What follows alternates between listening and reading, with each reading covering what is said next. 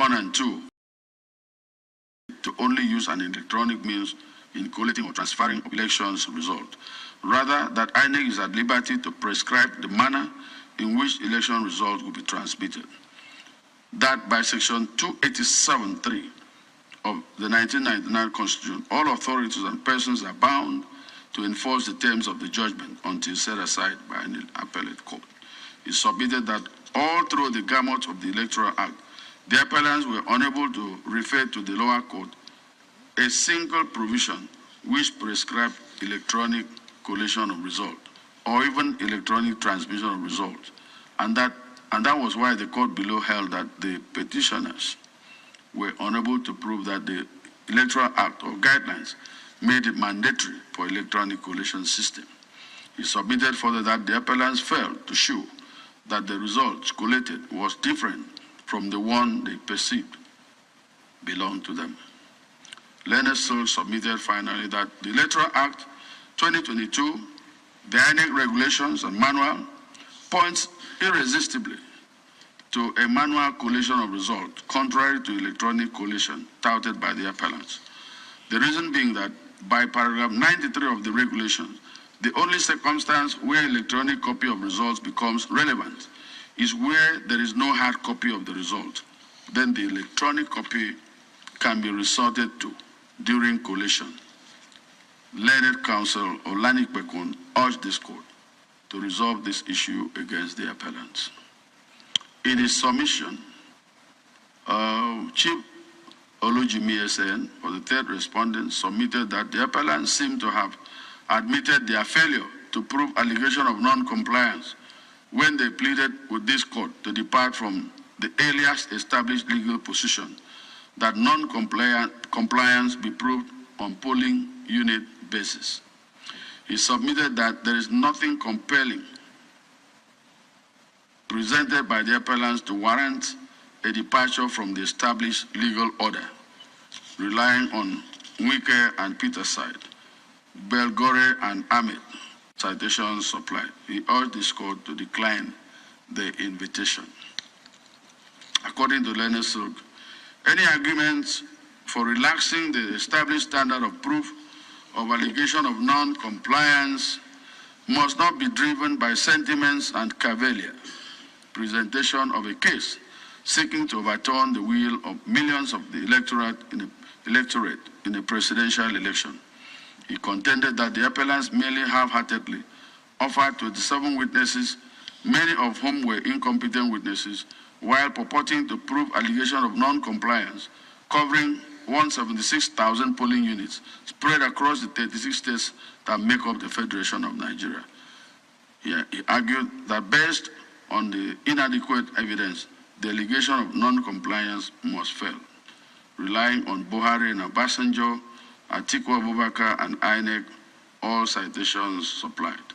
He urged the court to resolve this issue against the appellants. In their reply brief, the learned senior counsel for the appellants faulted the response of the respondents in relation to their call for this court to depart from its previous decision touching issue of non-compliance. According to him, his argument is based on the introduction of Section 65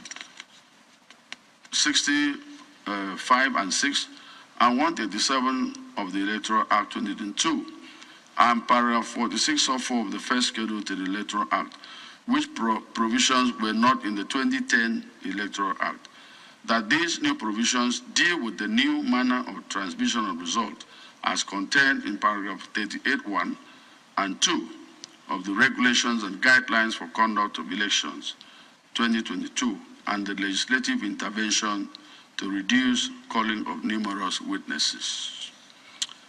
This is what the court has to say.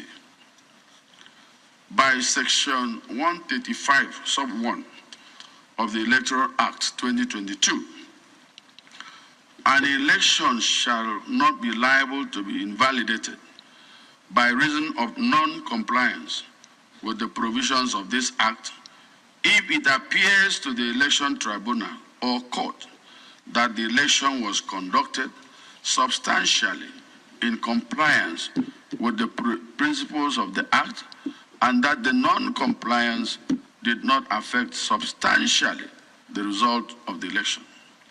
From the provisions of the Act stated above, it is crystal clear that a petitioner seeking to nullify an election on the ground of non-compliance must not only lead evidence to prove the non-compliance, but must also show to the court how the non-compliance substantially affected the outcome of the election.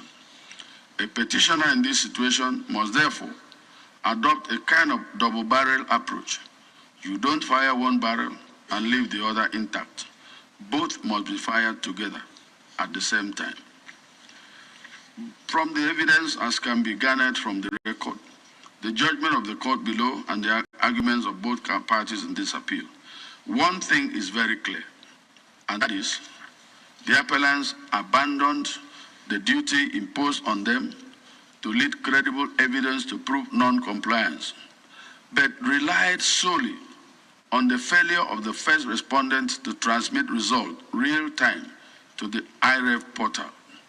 According to the appellants, this was enough to nullify the election of the second respondent. What exactly is the IREF portal? The court below held that the IREF portal is not a collation system. This court in Oyetola and INEC made it clear that there is a difference between a collation system. The INEC result viewing portal is to give the public the opportunity to view the polling unit results on the election day. What this means is that where the IREF portal fails, it does not stop the collation of results, which up to the last election was manually done. Deprives the public and even election administrators and monitored into the IREF.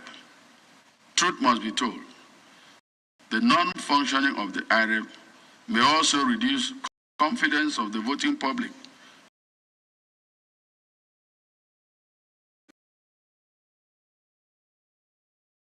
in the electoral process. My lords, the Electoral Act empowers the first respondent to determine the electronic device to be used during election and their purpose. The lower court held that the IREF is not a collation system, and I agree. I refer to paragraph 93 of the first respondent's guidelines and regulations for election, which provides that, and I quote, where the INEC hard copy of collated results from the immediate lower level of collation does not exist, the collation officer shall use electronically transmitted results or results from the IREF portal to continue collation. When none of this exists, the collation officer shall ask for duplicate hard copies issued by the Commission to the following in the order below. 1, the Nigeria Police Force, and 2, agents of political parties. End of quote. Paragraph 93 of the first respondent's guidelines and regulations reproduced above shows clearly that recourse to the electronically transmitted result for the purpose of collation will only arise where the hard copy of the result sheet does not exist. Given when the electronically transmitted result or the result on the IREF portal does not exist, the Commission will ask the copies handed over to the Nigeria Police or agents of political parties. The elaborate arrangement made by the first respondent for collation of results is to make sure that at every point of collation, there is a result either from the hard copy with INEC or the electronically transmitted copy or the IREF portal copy or a hard copy given to the Nigeria Police, and finally, or a copy given to political parties. I think I can confidently say, and in agreement with respondents, that the unavailability of the election results on the IREP portal, for whatever reason, cannot be a ground upon which an election could be nullified, particularly as it is not the case of the appellants that the hard copies of the result sheets did not exist at any level of collation. My Lord, having failed to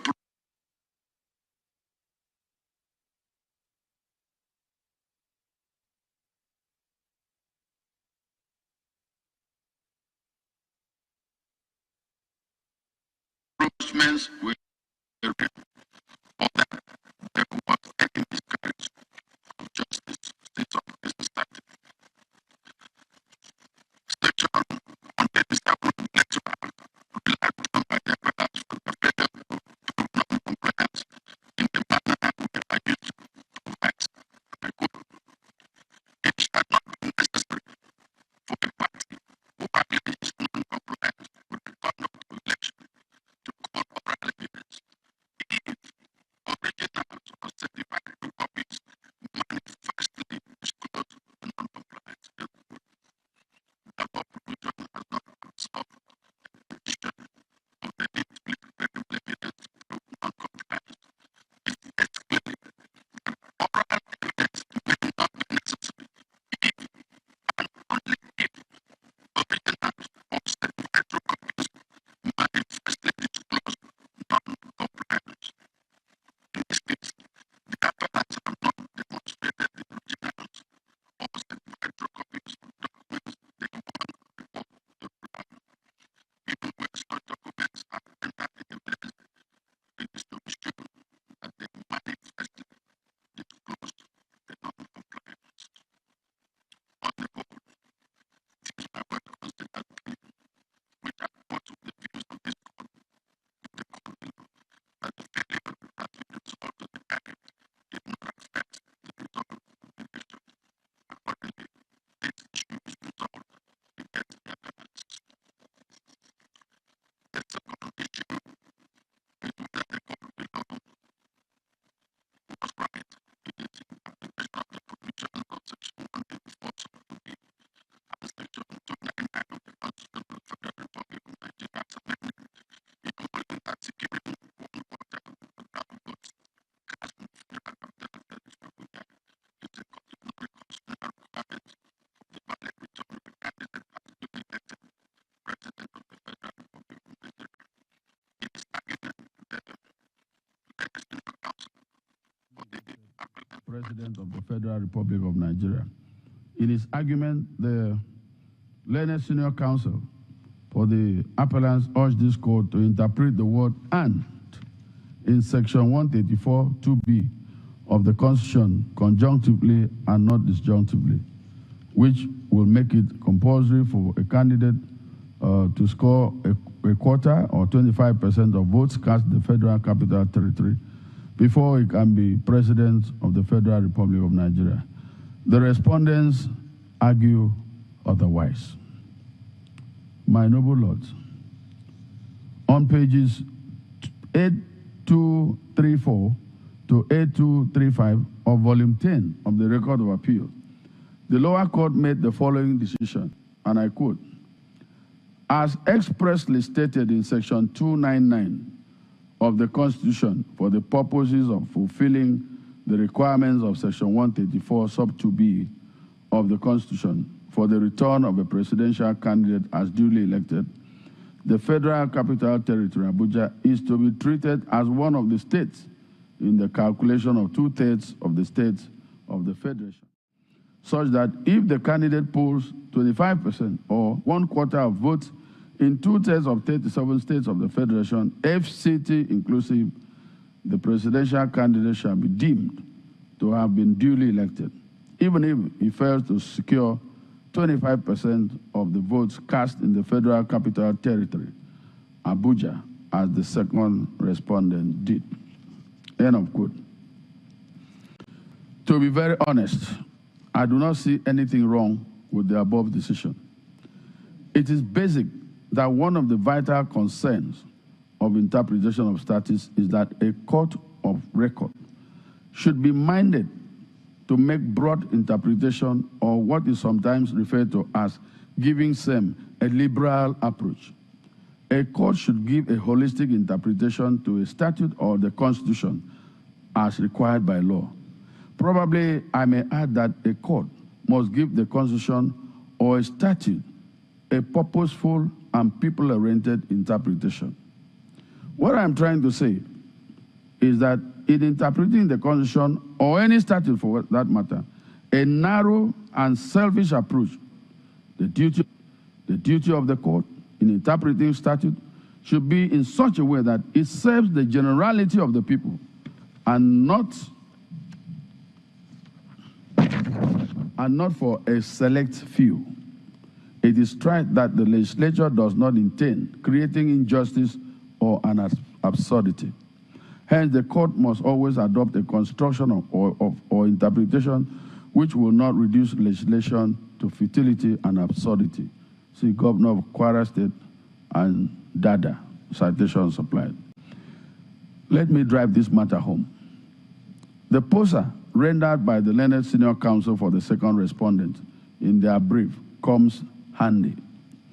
Assuming that a candidate scores the highest number of votes in a presidential election and has 25% or 1/4 of votes in 30 out of 36 states and Abuja, but failed to secure 25% in the FCT, are we saying that he cannot be president? Is that what the Constitution intended? I don't think so. The court below made it very clear when it held that if the framers of the Constitution had wanted to make the scoring of 1/4 of votes cast in the Federal Capital Territory a specific requirement for the return of a presidential candidate, they would have made that intention plain by using words that clearly separate the scoring of 1/4 of votes in the Federal Capital Territory as a distinct requirement, end of quote. The above decision of the lower court is unassailable, and I have no difficulty in agreeing with it. I see no merit in this issue, and I resolve it against the appellants.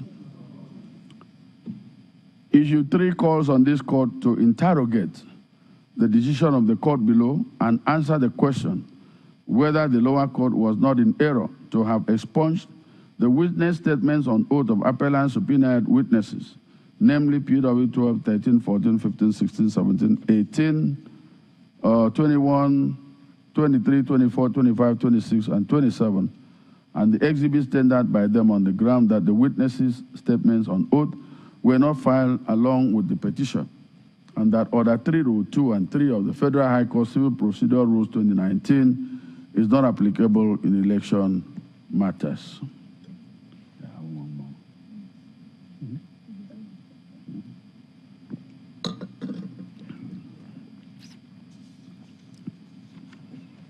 Learned senior counsel for the appellants faults the decision of the court below for relying on paragraph 4 of the first schedule to the Electoral Act, failure to apply the provision in Order 3, Rule 2 and 3 of the Federal High Court Civil Procedure Rules.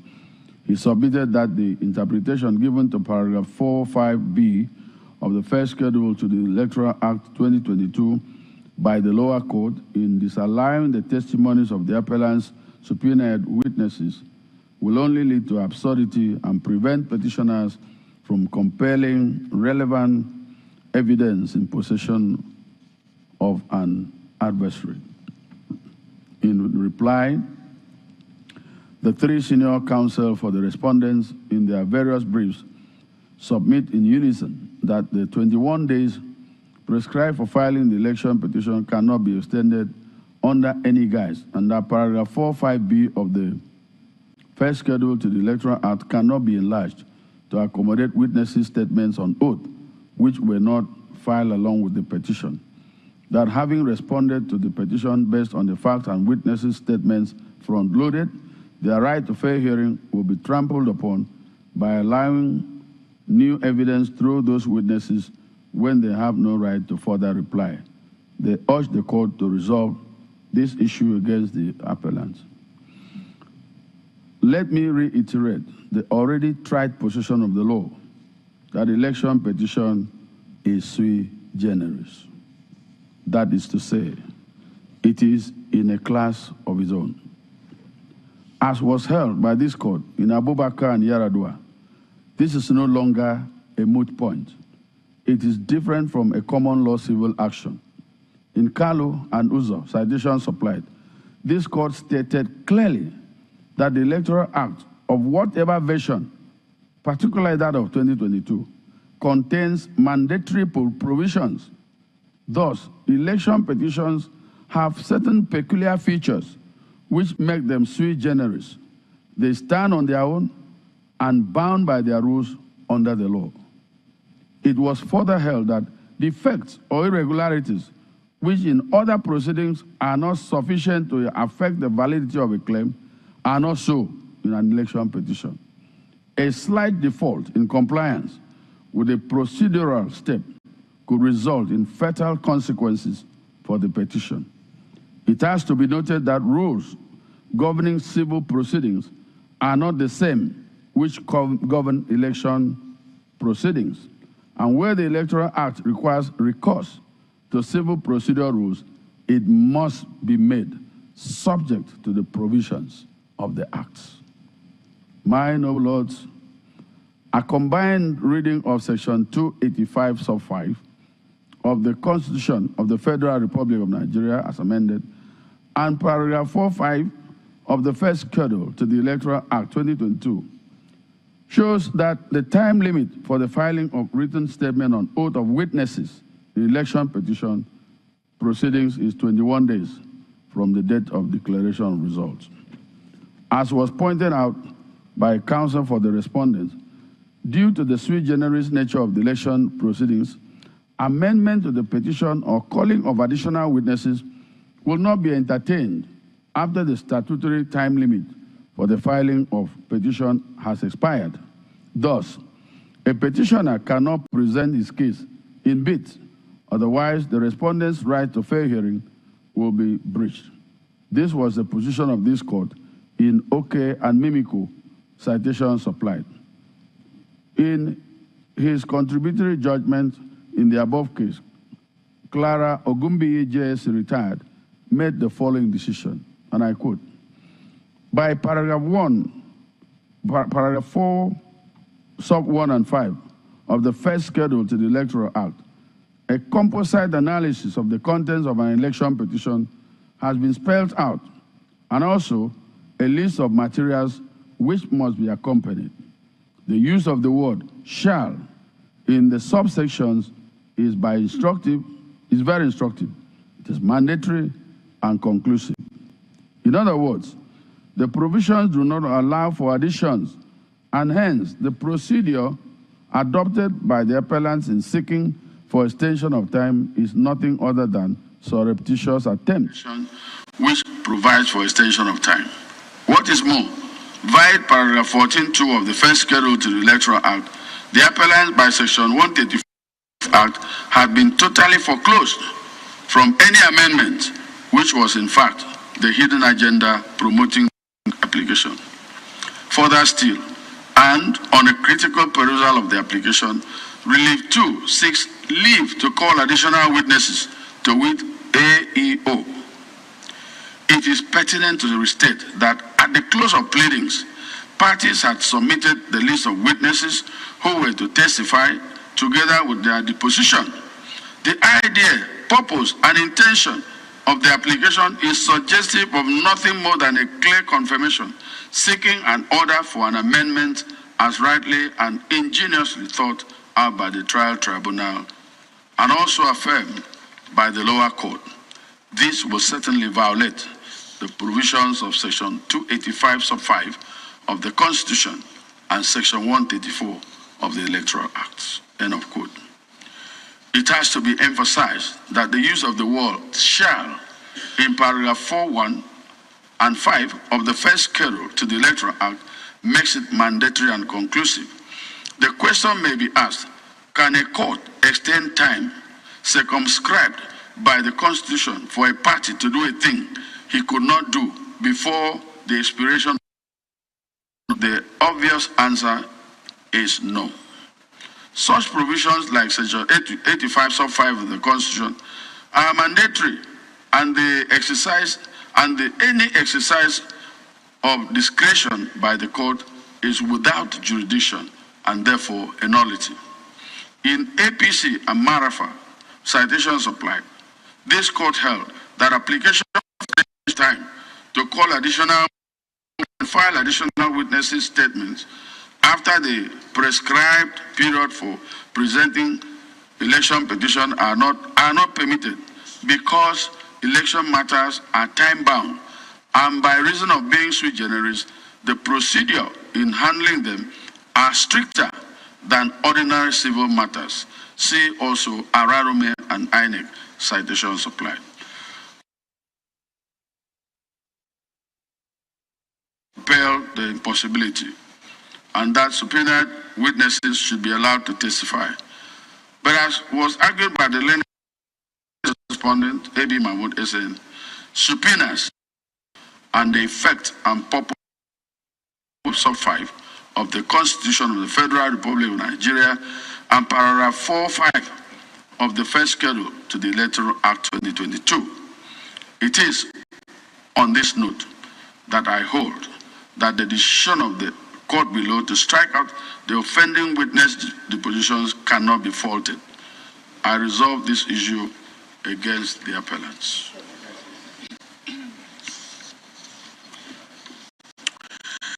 Issue 4 orbits around the evaluation of evidence of PW1, PW2, 3, 5, 7, and 22, who were the appellants' coalition agents at the court below. The appellants are aggrieved by the verdict of the court that witnesses were hearsay, thus inadmissible under the rule of evidence. For the purpose of clarity, I shall herein reproduce, albeit extensively, the observation of the court below, which led to the verdicts complained about as follows. Quote, the petitioners, it must be underlined, pleaded in paragraph 4 of the petition that the petitioners had agents in all the polling units, ward collation centers, local government collation centers, and state collation at the voting units cannot therefore arise. They cannot validly testify as of non-compliance at the polling unit level. Their evidence can only count as to what they saw, not what they were told by their field agents. What they were told is hearsay evidence. Section 38 of the Evidence Act 2011 specifically states that hearsay evidence is not as provided for in the law. It follows that the evidence of the coalition agents in this instant case, who are PW1, 2, 5, and 7, relating to suppression of votes, multiple thumb printing of ballot papers, entering of wrong scores results, disruption of voting, are inadmissible hearsay and are hereby discounted as end of quote. Without reservation, I endorse the above statement of the lower court, which is consistent with plethora of decided cases on the subject. Buhari and Obasanjo, Ladoja and Jumobi, and others cited.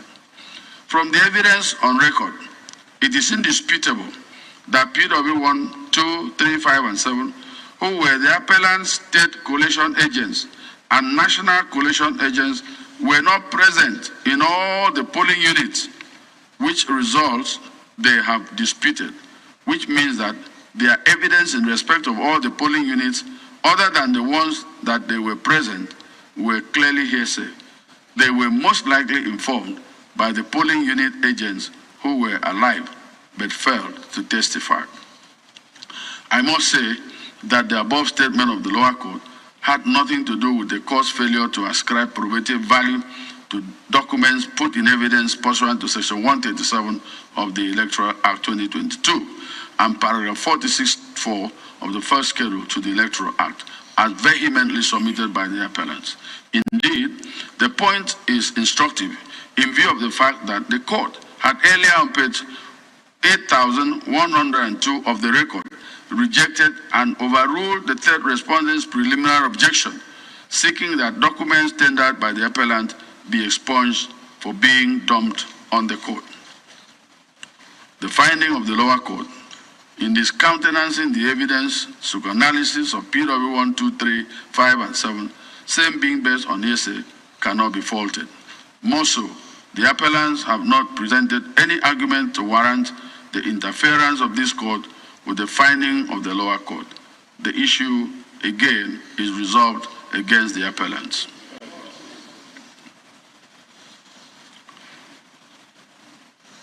Issue number 5 is whether the lower court was not in error in striking out several paragraphs of the petition and the replies of the appellants on the ground of vagueness and lack of specificity and for being new issues, mere denials, or being repetitions. Well, this issue relates to the ruling of the court below on the first respondent's preliminary objection, seeking an order of court striking out 31 paragraphs of the petition on the ground that they were vague, generic, imprecise, and lacking in specificity to elicit reply from it, and contrary to paragraph 4.1 of the first schedule to the Electoral Act 2022. The court, after scrutinizing each of those paragraphs in a well-considered ruling, struck out 10 paragraphs, namely 92, 95, 98, 121, 126, 129, 133, 143, 144, and 146 for being vague, imprecise, and lacking in particulars. For the purpose of clarity, the court held on page 8025 to 8026 of the record as follows. The sum total of all the foregoing is that while paragraph 129 and 133 of the petition are liable to be struck out for non-joinder of necessary parties, to which Messrs. Adejo and Governor Yahaya Bello of Kogi State, accused in the petition of committing electoral malpractices, paragraph 92, 95, 98, 121, 126, 129, 133, 143, 144, and 146 are vague, imprecise, and lack of particulars, and so fall short of the requirements of paragraph 4 sub 1b of the first schedule to the Electoral Act 2022. They are therefore all others struck out. Paragraphs 93, 94, 96, 97, 99, 100, 101, 102, 104, 105, 108, 109, 110, 111, 112, 113, 14, 115, 116, 118, 119, 120, 122, 125, 130, 134, 138, 139, 140, 141, 42, 145, on the other hand, are in order and properly pleaded, end of quote. Picked by the above ruling, the appellants now seek the interference of this court on the ground that their vehemence were sufficiently detailed. They also question the decision of the court striking out their replies to the respondents' replies to the petition. For instance, as touching on the disqualification of the second respondent from contesting election for the office of president, which particulars were supplied in the appellant's reply.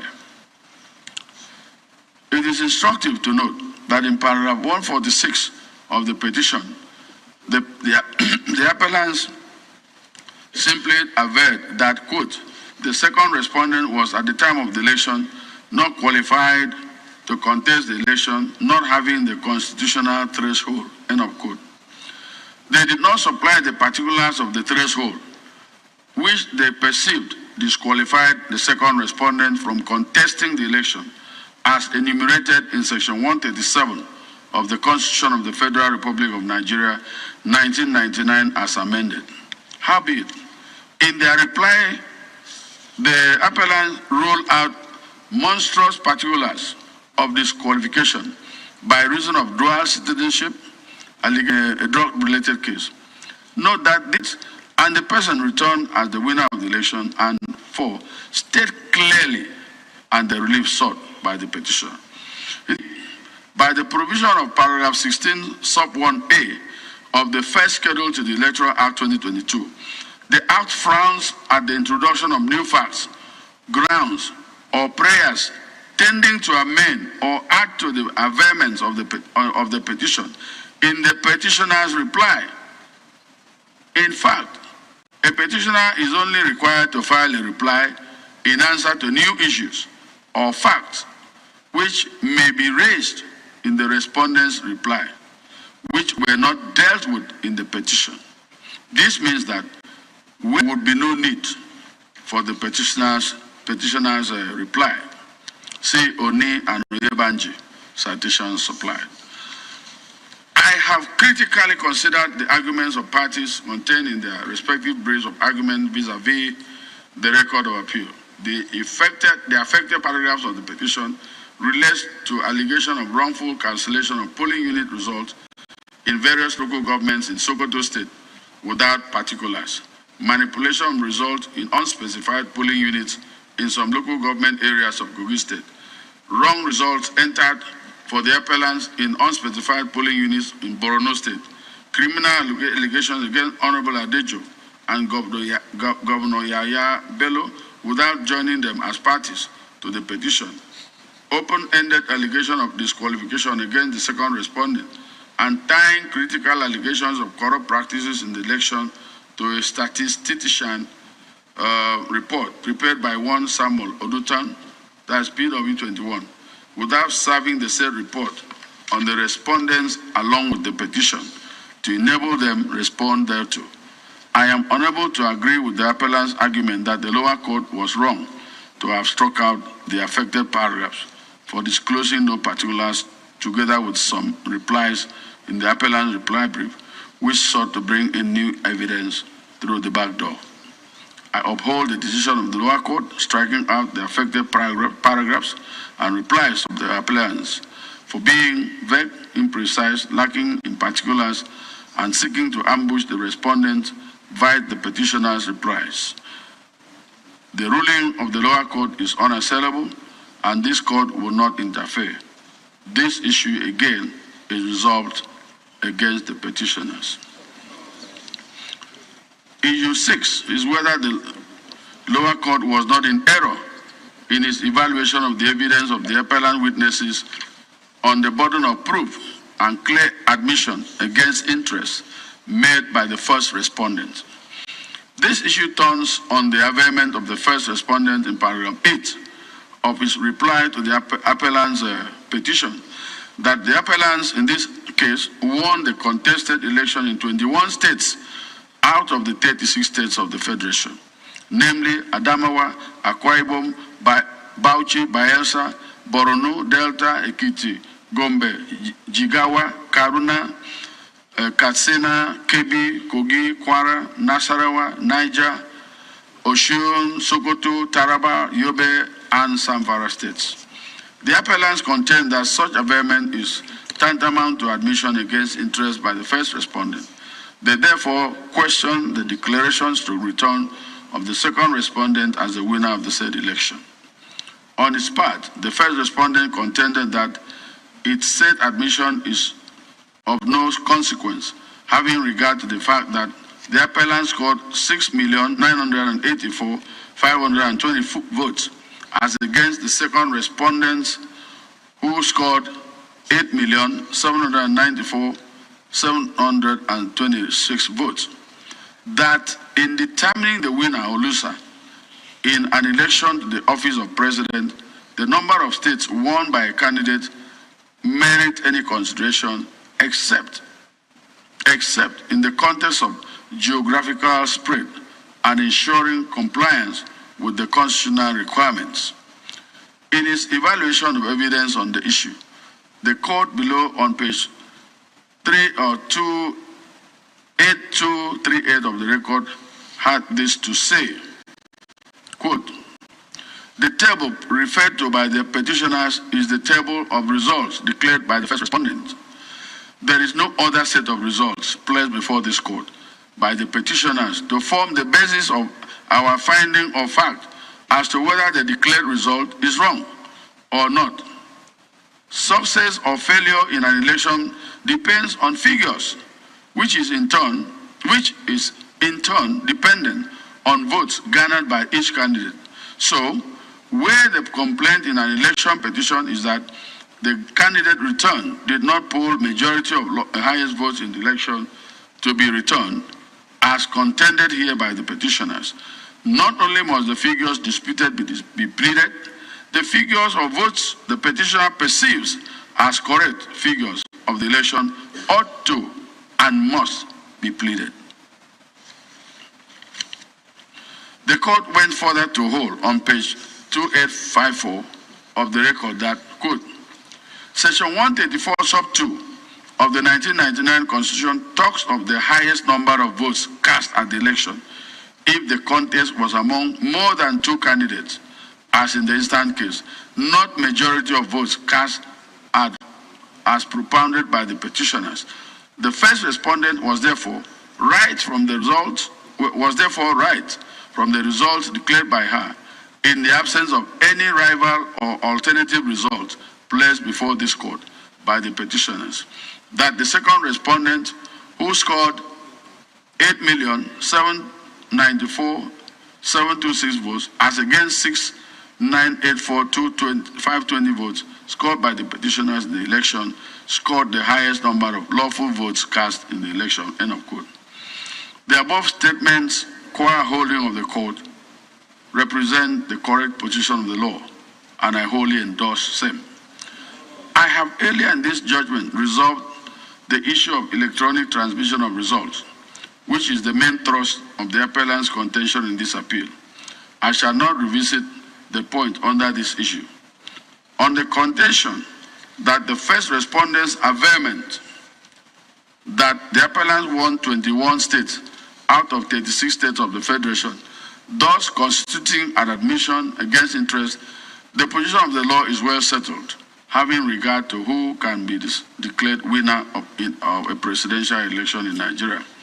Section 134, sub 2 of the 1999 Constitution makes it explicit that, quote, I have strenuously combed through the respective briefs of the parties vis-a-vis the record of appeal. I am unable to find any alternative figure put forward by the appellants as their rightful votes scored resumed correct.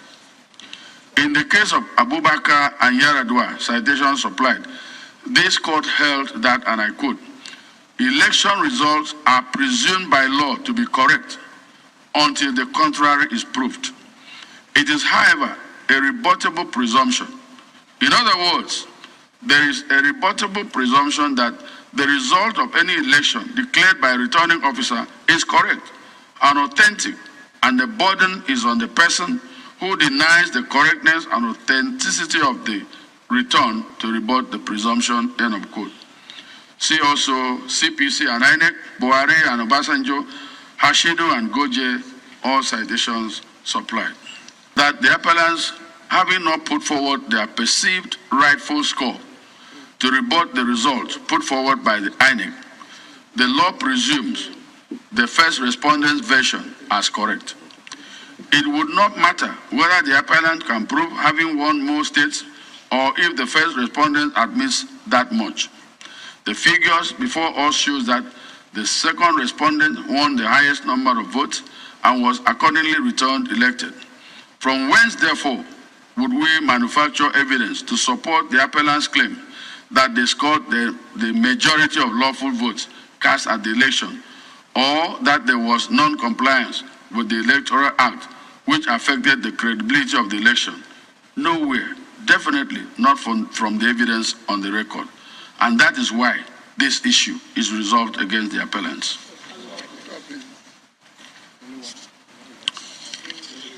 Finally, let me say a few words concerning issue number 7, which is whether the lower court was right in its use of disparaging words against the appellant in its judgment, evincing hostility and bias against the appellants, thereby violating their right to fair hearing and occasioning grave miscarriage of justice. I have read the judgment of the court below, and I've seen the context which those words were used, and it is my view that they were not meant to disparage the appellants or their counsel. As judges, we are trained to be temperate in our use of words, and we shall continue to do so. Litigants are advised to trust the court whenever their matters are before it. It is very unbecoming these days that while a matter is pending in court, litigants engage in press conferences, analyzing the case, reaching conclusions. Based on this, some of their followers send threatening messages to judges and justices. Matters in court are said to be sub judice, and as such, parties and probably their counsel should refrain from media trial and media judgments. I need not say more on this. A word is enough for the wise. This issue has nothing positive to offer the appellants. On the whole, having resolved all the issues against the appellants, it is my view that there is no merit in this appeal, and it is hereby dismissed. The judgment of the court below, delivered on the 6th of September 2023, affirming the election of the second respondent as the duly elected President of the Federal Republic of Nigeria, is hereby affirmed. I shall make no order as to costs. My learned brother on my right will deliver his judgment.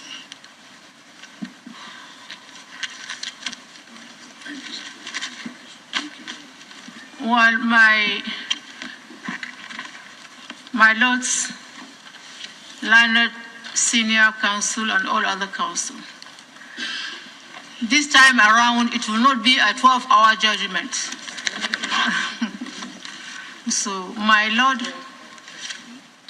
Honorable Justice Okoro has said it all, but we must agree. So, having had a preview of the judgment of my learned brother, John Ian Okoro, JSC, availed me with a copy of the said judgment just delivered in SC/CV/935/2023, Atiku Abubakar and the Independent National Electoral Commission and others. I completely agree with the critical analysis of both the adduced fresh or additional. Presented all the points I made and the views I expressed at the conference of the Honorable Justices of this panel over the issue, both the motion for leave to adduce or produce fresh or additional evidence, as well as the first respondent's motion to strike out some grounds, and the main appeal itself. The learned senior counsel for the appellant, Chief Chris Uche, particularly in respect of the application of Section 285(6) of the Constitution. But when taken along with the relevant provisions of the Constitution, as well as the Electoral Act 2022, it with respect to Chief Uche Ezean spacious. As demonstrated in the lead judgment, appeal is not specifically mentioned in that section. The provisions of Section 285(6) is applicable and apply to all proceedings in respect of all petitions, whether 1A of the Constitution. So I completely agree. This is an interesting point, like I said, because this is the first time it's coming up, and it is good that this court will make a firm pronouncement. It's not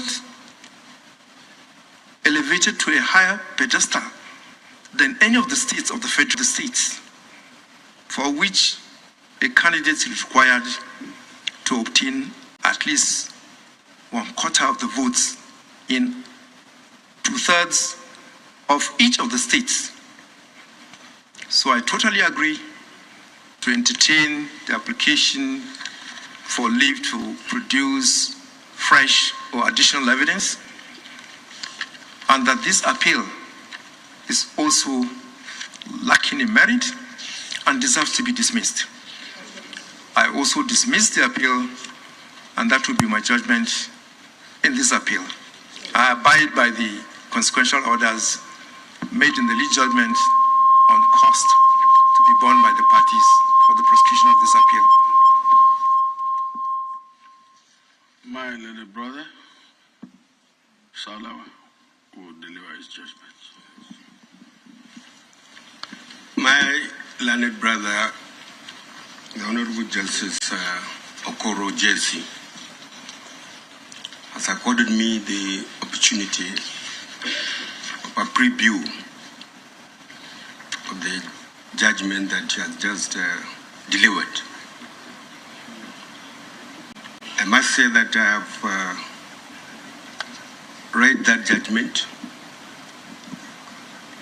and I'm very much content and appreciative with the far-reaching, erudite reasoning and conclusion that have so far been reached in the lead judgment. I concur with the highest sense of responsibility with the reasoning and conclusion reached therein. With particular regard to the interlocutory application, thereby urging upon this court to grant leave to the appellants to procure and transmit and adduce fresh or additional evidence at this crucial point in time of the appeal. I concur most assiduously with the conclusion that has been reached in the judgment of my learned brother that such an application is grossly unmeritorious, thus ought to be dismissed, and same is accordingly hereby dismissed by me. And as for the substantive appeal itself, which has been predicated upon a total of 7 issues, I agree entirely with the reasoning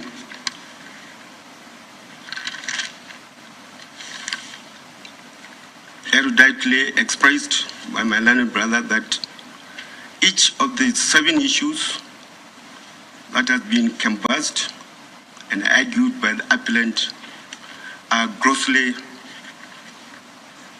unmeritorious, thus ought to be resolved against them. Without much ado, I hereby accordingly dismiss the appeal for being grossly unmeritorious. As usual, it is not the time for us to read elaborative judgments. Just like my learned brother has said, 12 hours. We're not going to do that because learned counsel representing the respective parties in this appeal will have every opportunity to be served with the complete judgments of each and every justice of this panel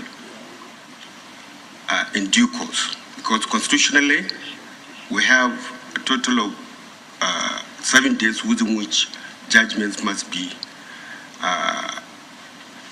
served on the respective learned counsel that appeal. Thank you very much. My Lord Jaro, read your judgment. Thank you. Well, I have had the privilege of reading before now the lead judgment delivered by my learned brother, John Iam Okoro, JSC. His Lordship has ably considered and resolved all the issues in contention in the appeal, as well as the application. I agree with the reasoning and conclusion reached therein to the effect that the appeal is bereft of merit and deserves a dismissal. The application, too, is not meritorious. Accordingly, I dismiss the application and the appeal. That is my position. My Lord Abubakar.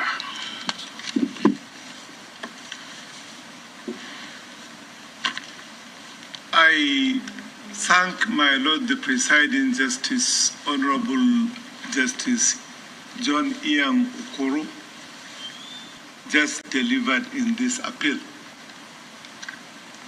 I start with the application. The application seeking to adduce additional evidence or fresh evidence, I also find it lacking in merit. The application is frivolous and vexatious. It deserves to be dismissed, and it is hereby. I find no merit in the substantive appeal. It is also dismissed. On the whole, therefore, the appeal is dismissed and the judgment of the lower court is affirmed. Parties in this appeal shall bear their respective costs. Yes, Iroko. Agim, JSC.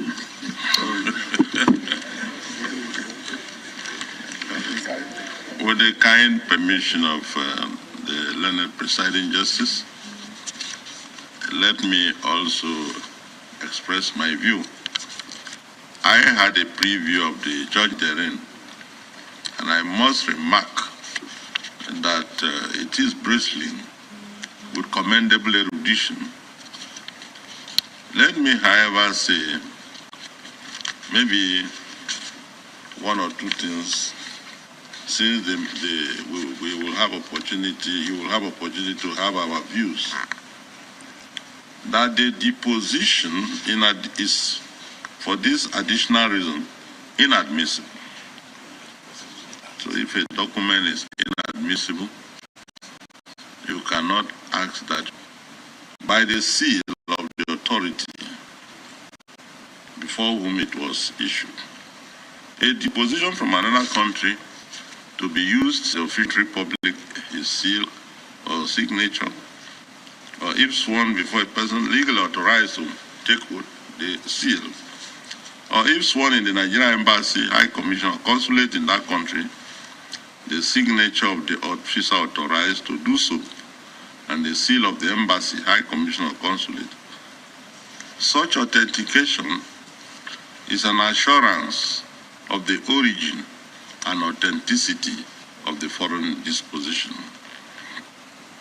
In our present case, the certified shorthand reporter, before whom the deposition was made, did not authenticate the deposition with her seal. She merely signed a certificate of reporter bearing her name and number, page 126 of Exhibit C. Being a deposition from another country,